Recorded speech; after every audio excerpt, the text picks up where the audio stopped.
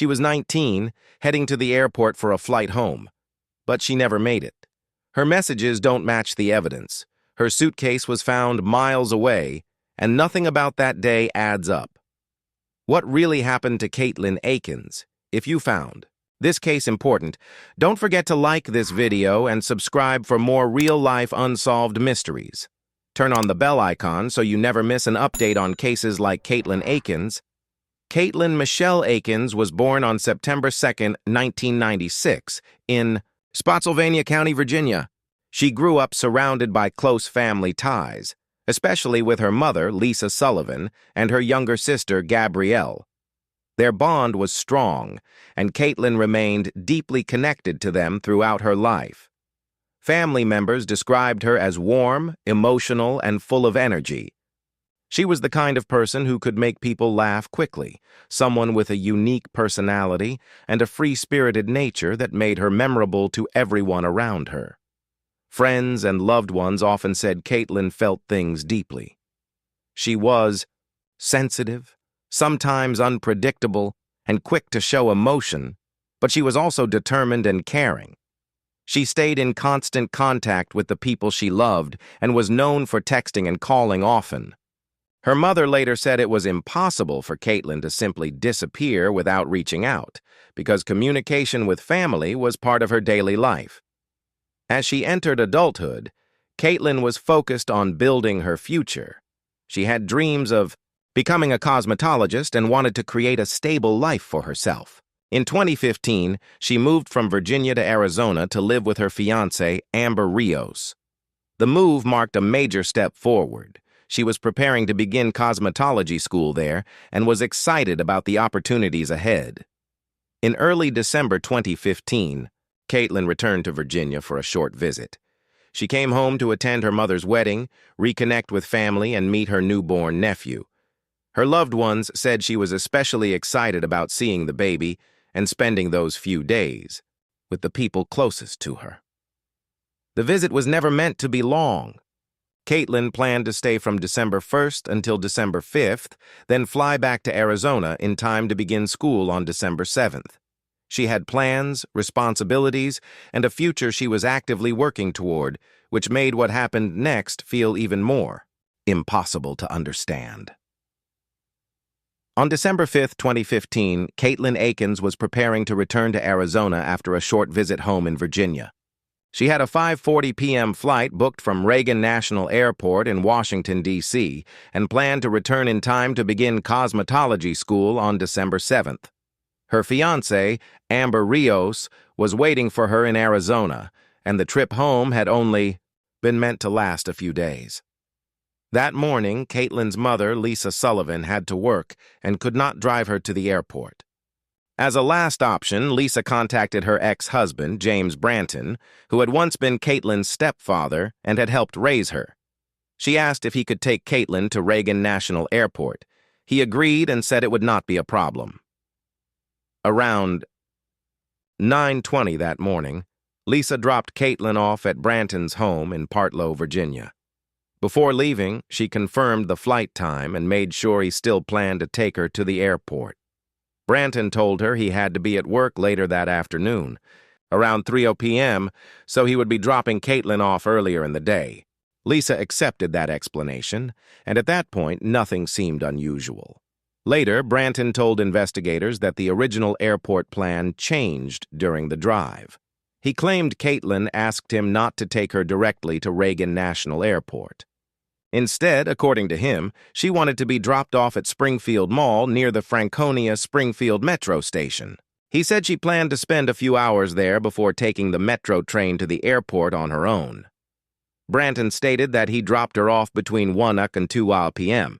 He said Katelin got out of the car carrying her suitcase and purse and walked away alone.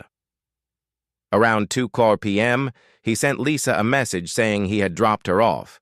Lisa found the change of plans a little strange.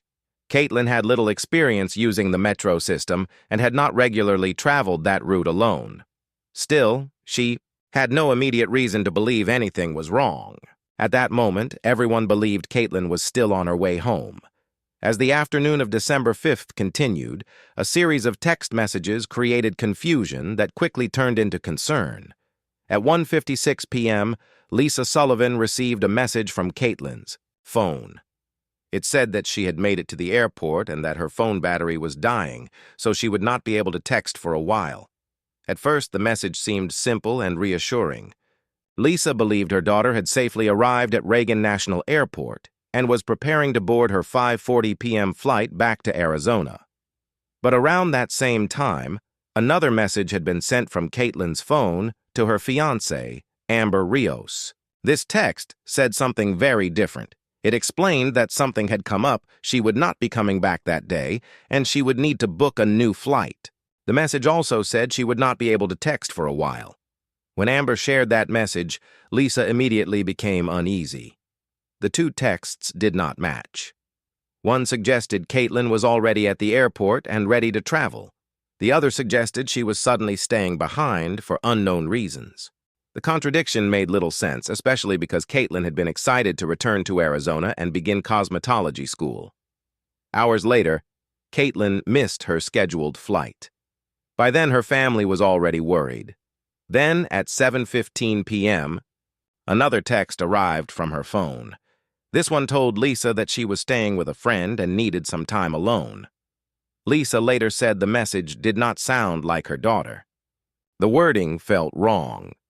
Katelin usually did not send short, distant messages like that. She was known for constant communication, especially with her mother. If plans changed, she would normally explain everything clearly and continue checking in. Her family also found it unusual that she would suddenly choose isolation without warning. Katelin spoke to her mother and Amber regularly, often every day. Silence was not normal for her. After that final message, there was nothing else. Katelin never boarded her flight, never contacted anyone again, and her phone soon stopped being active. Those final texts became one of the most suspicious and important parts of the entire investigation. 2 days after Katelin Akens disappeared, the investigation changed dramatically. On December 7, 2015, her blue carry-on suitcase was discovered in a drainage ditch along River Road near Fredericksburg, Virginia, close to the city limits. The location immediately raised concern. It was far from Springfield Mall, where James Branton claimed he had dropped her off, and it was also in the opposite direction of Reagan National Airport. The suitcase had been found roughly 50 miles away from the mall, in an area that made little sense if Katelin had truly been heading toward Washington, D.C. For her family, the discovery was devastating. Lisa Sullivan later described the moment police showed them the luggage as the moment. They feared they might never see Katelin again. The suitcase was not empty. Inside were her wallet, identification, debit cards, cash, and even her plane ticket back to Arizona. These were important personal items that someone leaving voluntarily would normally keep. Their presence suggested that something had interrupted her plans. Investigators also noted that some things were missing.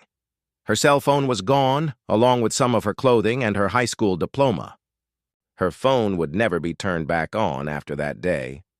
As detectives examined cell phone records, more troubling details emerged. At 1:56 p.m., when Katelin texted her mother saying she had arrived at the airport and that her battery was dying, her phone was not near Reagan National Airport at all. Records showed it had pinged more than 30 miles away from the airport. The final text message, sent later that evening at 7:15 p.m., also created concern. That message told Lisa that Katelin was staying with a friend and needed time alone. But the phone signal for that text came from an area near Stafford, much closer to where the suitcase was later found than to the airport or Springfield Mall. James Branton's phone records added even more suspicion. Around 2 p.m., when he messaged Lisa saying he had dropped Katelin off, investigators found that his phone had pinged close to his own home. It did not place him near Springfield Mall, the metro station, or the airport. The luggage discovery and cell phone evidence challenged the original story completely. Instead of confirming that Katelin had traveled toward the airport, The evidence suggested she may never have left Spotsylvania County at all. As investigators examined the evidence more closely, James Branton became the central person of interest in Katelin Akens' disappearance. He was the last known person to see her, and much of the case depended on whether his account of December 5, 2015 was true. Branton continued to maintain that he had driven Katelin to Springfield Mall near the Franconia-Springfield metro station and dropped her off there so she could take the train to Reagan National Airport. According to him, she left his vehicle with her suitcase and purse and continued the trip alone, but investigators found no evidence to support that version of events. Surveillance footage from Reagan National Airport, nearby metro stations, and surrounding transit areas showed no sign of Katelin arriving there. There was also no confirmed footage of Branton or his vehicle making that trip. The mall itself did not have surveillance cameras, which made it impossible to verify whether Katelin had ever been dropped off there at all. As police reviewed the available evidence, they began to believe Katelin may never have left Spotsylvania County. The last confirmed sighting of her was at Branton's home. From that point forward, there was no independent witness placing her anywhere else. Additional inconsistencies also raised concern. Branton had told Lisa Sullivan that he needed to work that day at 3 p.m., which was the reason he planned to drop Katelin off early. Later, investigators discovered he never showed up for work that day. That detail created more questions about where he had actually been and why he gave that explanation. Police also reported that Branton did not fully cooperate with the investigation. He reportedly refused to allow full access to parts of his phone, would not let investigators examine certain information, and declined to take a polygraph test after initially agreeing to one. He also would not fully provide information that detectives believed could help clarify his movements. Authorities searched his vehicles and computers, hoping to find direct evidence connected to Katelin's disappearance.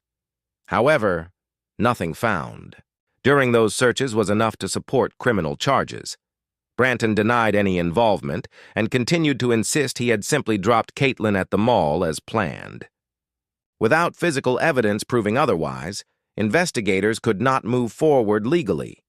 Even so, the contradictions in his story kept him at the center of a case that remained unresolved and deeply suspicious. Over the years, several theories have surrounded the disappearance of Katelin Akens, but no clear answer has ever been found. One possibility discussed early in the investigation was that she may have chosen to leave on her own. This theory was partly influenced by emotional text conversations she had with friends during her final days in Virginia, where she expressed guilt, sadness, and personal stress over events that had upset her deeply. Some believed she may have needed time alone and decided to disappear voluntarily. Her family strongly rejected that idea. Lisa Sullivan and those closest to Katelin said it was completely unlike her to vanish without warning. She stayed in constant contact with her mother, sister, and fiancé, Amber Rios.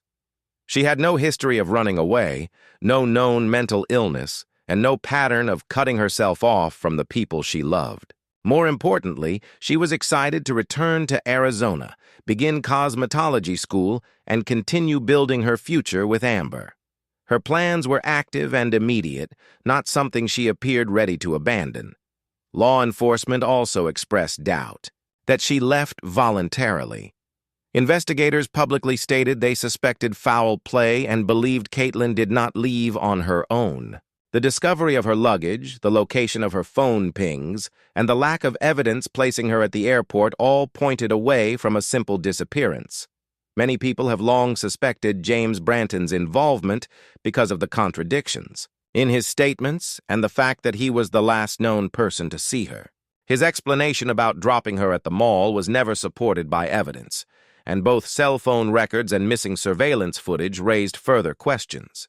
Still, suspicion alone was not enough for charges, and no direct evidence has ever been found.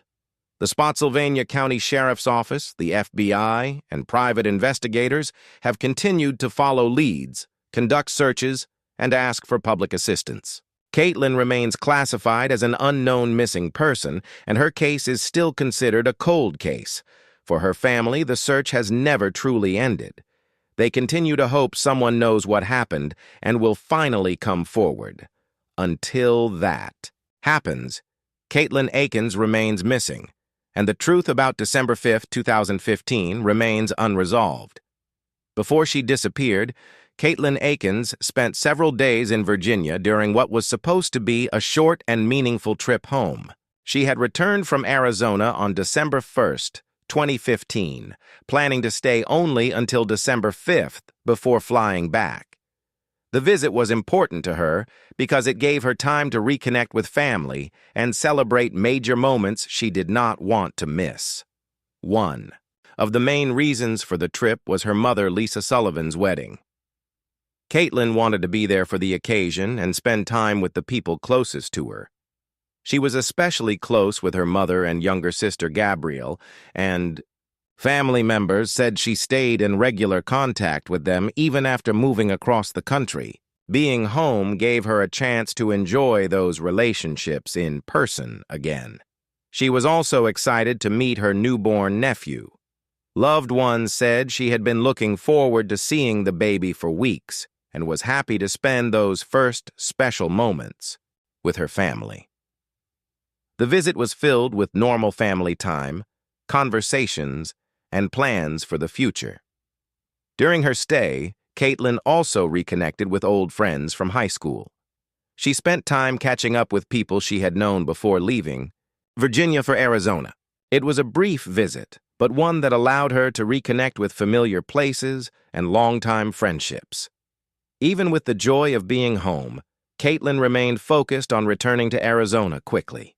Her fiancé, Amber Rios, was waiting for her there, and cosmetology school was scheduled to begin on December 7th. She had already enrolled and was preparing to start a new chapter in her life. Family members said she talked about those plans and seemed motivated about what came next. Those closest to her described her as emotional but hopeful. She was deeply connected to her family, talked often with loved ones, and had clear plans ahead of her. Nothing in her behavior suggested she intended to disappear. That normal, future-focused mindset made her sudden vanishing even harder for everyone around her to understand. During her final days in Virginia, Katelin Akens shared private messages with a close friend that revealed she was emotionally overwhelmed and struggling with guilt. These conversations later became an important part of the discussion surrounding her disappearance because they showed she was dealing with personal stress shortly before she vanished. According to later media reports, Katelin told her friend that she had spent a night drinking with a female friend from high school and that friend's boyfriend. What happened during that night left her feeling deeply upset. She explained that she had been heavily intoxicated and later felt uncomfortable about the situation. In messages to her friend, she described regret and confusion about what had taken place. She said she felt guilty because she believed she had betrayed her relationship with her fiancé, Amber Rios. That guilt weighed heavily on her. She told her friend she had been depressed and crying throughout the day, trying to process what had happened and how to move forward. Some of her messages included statements about needing someone to talk to and not knowing how she should feel. The emotional tone of those texts showed someone who was upset, vulnerable, and searching for support. These conversations later became part of public speculation. Some people wondered if the emotional distress had pushed Katelin to leave voluntarily, believing she may have needed time alone or wanted to avoid returning to Arizona immediately. The final text messages sent from her phone, including the message saying she needed time alone, caused that theory to grow stronger for some observers. But friends and family strongly disagreed with that idea. They said Katelin was not someone who would disappear and cut off contact with the people she loved. She was known for reaching out when she was struggling, not shutting everyone out. Even during emotional moments, she stayed connected to her mother, sister, and Amber. Those who knew her best believed these messages showed temporary emotional pain, not a plan to vanish. To them, The texts reflected a young woman asking for support, not preparing to abandon her life. Instead of proving she ran away, they believed the messages made her sudden disappearance even more troubling and difficult to explain. Katelin Michelle Akens was 19 years old at the time of her disappearance on December 5, 2015. She was described as a Caucasian female with blonde hair and blue eyes. She stood approximately 5 feet 4 inches tall and weighed around 120 to 122 pounds. These basic identifiers formed the foundation of her official missing person profile used by law enforcement and the public. Katelin was known to wear glasses with dark frames, which made her appearance more distinctive in public settings. In addition to her general physical description, she had several unique identifying features that helped set her apart. She had 5 butterfly tattoos on her arm and 3 red stars tattooed on the top of her right foot. These tattoos became key details in awareness campaigns and missing person alerts. She also had multiple piercings, including her nose, belly button, and lip. Her ears were gauged, which further contributed to her recognizable appearance. These combined features made her easier to identify in potential sightings and reports submitted to authorities. On the day she disappeared, Katelin was believed to be wearing a black or dark gray Bass Pro brand fleece jacket. She was also wearing black pants and black and pink Vans shoes. These clothing details were widely circulated by investigators and family members in hopes of generating leads. Her physical description was shared across flyers, social media posts, and missing person databases in both Virginia and Arizona. Law enforcement agencies use these details to encourage the public to report any possible sightings or relevant information. Because there has been no confirmed sighting of Katelin since December 5, 2015, every physical detail remains important. Her appearance continues to be a central part of public awareness efforts, helping keep her case visible and increasing the chance that someone may recognize her or remember something significant connected to her disappearance. As days turned into weeks and weeks into years, Katelin Akens' disappearance became an ongoing and painful uncertainty for her family.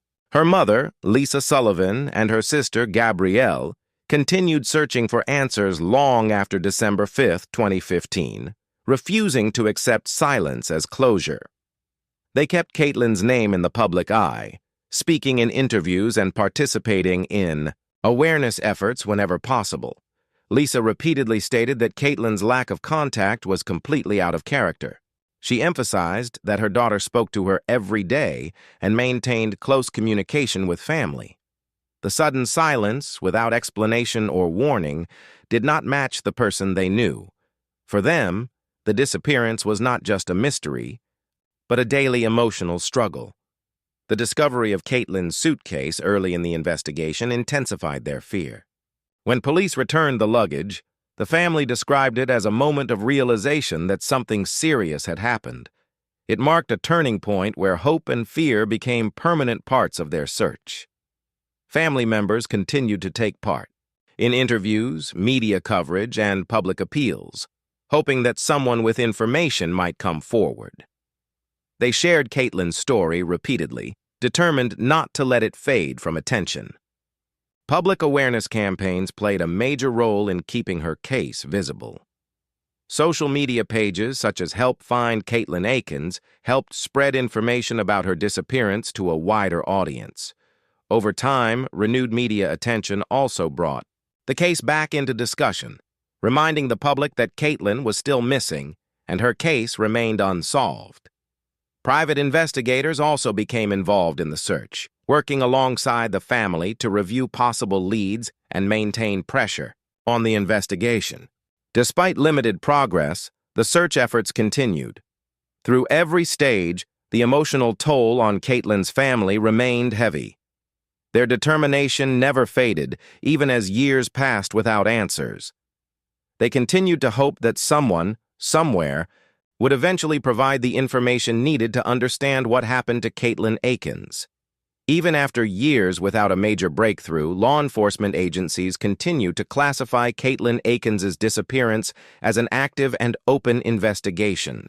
The Spotsylvania County Sheriff's Office and the FBI remain involved in the case, regularly reviewing incoming tips and revisiting earlier findings in the hope of identifying new leads. Authorities have publicly stated that they suspect foul play in Katelin's disappearance. They do not believe she left on her own accord, and her case is officially treated as a cold case despite ongoing investigative activity. Detectives continue to examine all available evidence, including phone records, witness statements, and physical findings from the initial search period. Investigators have repeatedly emphasized that even small details from December 5, 2015 could prove critical in solving what happened. They continue to encourage anyone who may have seen Katelin that day, noticed unusual activity near River Road, or has any information about her final known movements to come forward and speak with law enforcement. Her case remains assigned an official case number, and contact information for the Spotsylvania County Sheriff's Office is still publicly available. Authorities continue to stress the importance of reporting information directly rather than attempting personal contact if Katelin is ever believed to be seen. Law enforcement agencies have also reminded the public that tips can be submitted anonymously and that all information is reviewed, no matter how small it may seem. Every lead is considered part of the broader effort to reconstruct her final movements. Despite the passage of time, investigators have not closed the door on the case. Instead, they continue to work through old evidence and new information as it becomes available, hoping for a development that could finally bring clarity. This ongoing effort reflects the central reality of the case. Katelin Akens remains missing, and her disappearance is still unresolved. For both investigators and her family, the search for answers continues, with the hope that the truth about what happened on December 5, 2015 will one day be uncovered.